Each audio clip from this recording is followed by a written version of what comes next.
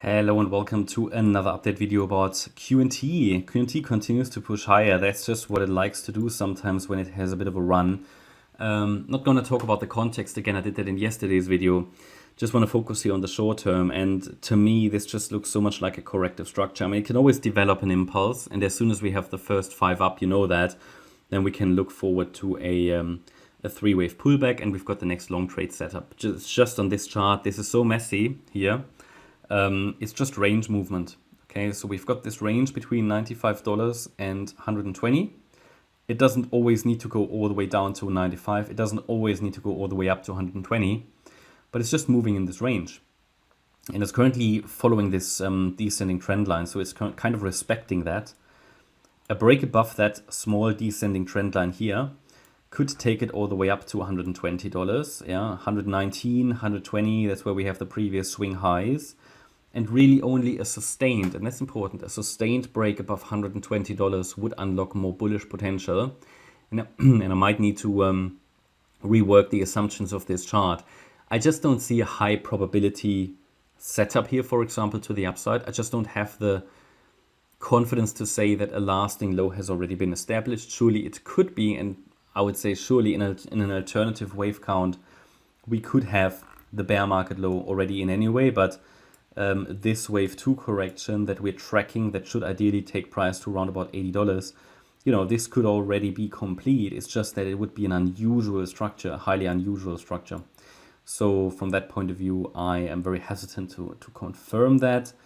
The idea is still that this could just be a corrective rally at this stage, and I will treat it like that until the chart proves something more bullish.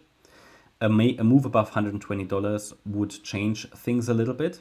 It wouldn't necessarily mean we are already in a breakout, because this would be a very unusual bottoming structure here.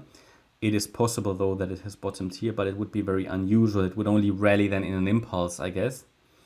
And as long as it's doing just, it couldn't do anything in this range between 120 and $95, and it wouldn't really change anything.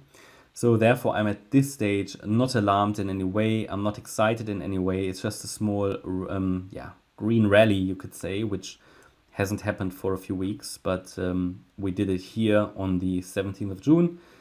I did tell you at the time it looks very much like a 3-wave structure, and yeah, since then it's been consolidating again a long time.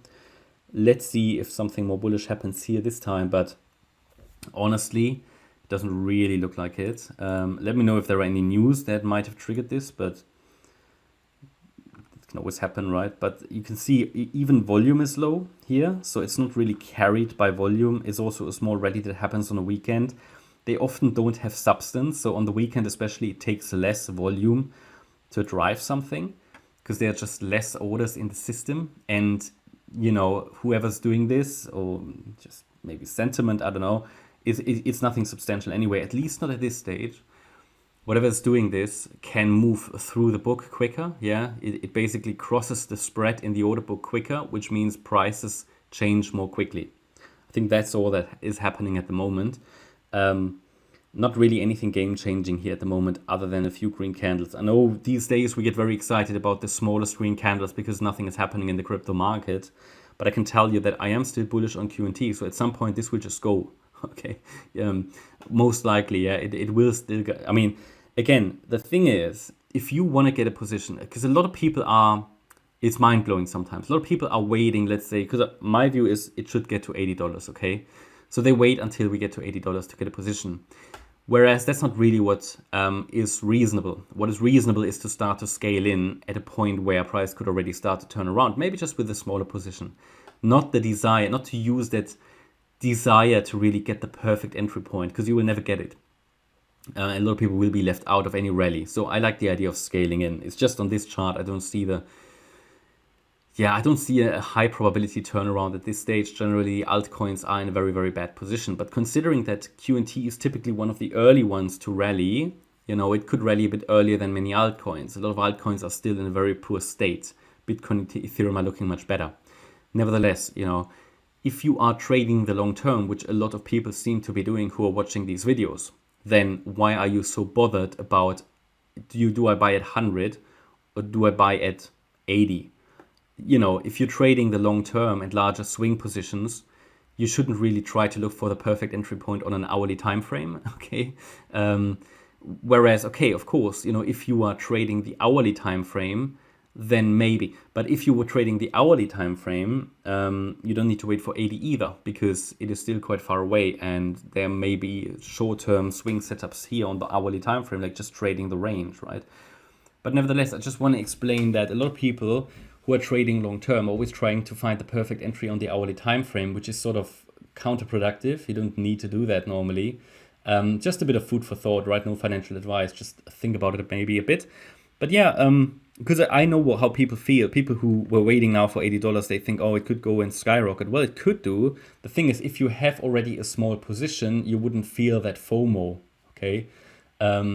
Just some food for thought. That's like how I like to do it. When I want to get a position in something, I get a position, even if it's a small one, and then we'll start to scale in or continue to scale in as we go lower, if the setup would support it, yeah? Because bullish support is $80, okay? So of course I can get a position now just with a smaller position size. I don't need to wait until I get to $80. It's just that below 61, this chart is going to turn bearish, yeah? But at the moment, we're still quite far away from that, but nothing's stopping me from getting maybe a small position just in case it rallies, because markets are very uncertain, okay? It's just that the setup at the moment doesn't support any breakout yet. It can happen at any time, and then we have to change our view above $120. It certainly has done enough in terms of coming down. Yeah, it has done enough in this retracement to complete the wave 2 pullback, okay? But typically, in most cases, you would see the last wave of the correction, which in this case is a so-called Y correction, Y wave, go below the low of the wave W, and that's at $95. So I want to see it below that. And also, we haven't seen any impulse build down here. This just looks like sideways consolidation and would rather suggest a continuation of the downtrend. So at the moment, nothing has happened, just a green candle. And as long as we stay below 120, I don't need to change anything. Above 120, I may need to start to think about, okay, what could it be? But what could it be? It could just simply be an extended B wave here, okay? Do you know what I mean? I would just extend the corrective wave. It would not need, there is no impulse here. This is just corrective. So I'm very hesitant to call it a breakout. Even if we go above 120, it might just be an extended corrective wave, an extended B wave, and we all know how difficult B waves are to trade. But then again, that's the advantage of having a position, right, scaling in, because then you can just take those moments where the market makes money available to take some profits, opportunistic profit taking. Okay, that's my update about QNT. I hope you liked the update. If you did, please hit the like button, leave a comment and subscribe. And if you really like the content, then please check out the channel membership. Thanks a lot for watching. Bye-bye.